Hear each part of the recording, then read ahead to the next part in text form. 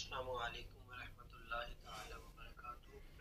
قبلہ استاد محترم، ایک سوال عرض ہے۔ ہمیں تو دور دور تک یہ کہیں نہیں ملا، تو ذرا آپ رہنمائی فرما دیں۔ بکین کے درخت کے بارے میں معلومات تھوڑا سا کرنی تھی کہ کچھ لوگ ہیں جو کہتے ہیں کہ یہ منحوس ہے، یعنی اس کو گھر میں نہیں لگانا چاہیے وغیرہ وغیرہ، کچھ ایسی باتیں کرتے ہیں۔ کیا دین و دین میں اس کی کوئی اس درخت کی کیا شرعی حیثیت ہے، لگانا بہتر ہے یا نہیں؟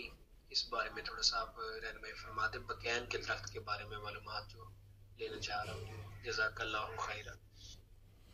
وعلیکم السلام ورحمۃ اللہ وبرکاتہ۔ بھائی آپ کا سوال کہ بکین کا درخت گھر میں لگانا بعض کہتے ہیں منحوس ہے، کیا واقعی ایسا ہے؟ جی ایسا نہیں ہے، شریعت میں کہیں بھی اس طرح کا ذکر نہیں ملتا کہ بکین کا درخت نحوست پیدا کرتا ہو۔ نبی علیہ السلام کی ایک حدیث مبارکہ ہے، آپ نے 3 چیزوں میں نحوست کا ذکر کیا ہے۔ ایک آپ نے فرمایا کہ عورتوں میں سے بعض عورتیں ایسی ہوتی ہیں کہ جو نحوست والی ہوتی ہیں، تو پھر آپ نے فرمایا کہ کچھ جانوروں میں یعنی گھوڑے کا ذکر کیا کہ ان میں سے کچھ جانور ایسے ہوتے ہیں کہ جو منحوس ہوتے ہیں۔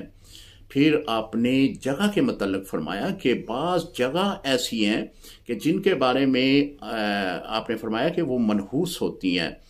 تو درخت جو ہے خواہ وہ بکین کا ہو، نیم کا ہو، کسی قسم کا بھی درخت ہو، وہ درخت اللہ کی حمد و ثنا بیان کرتا ہے۔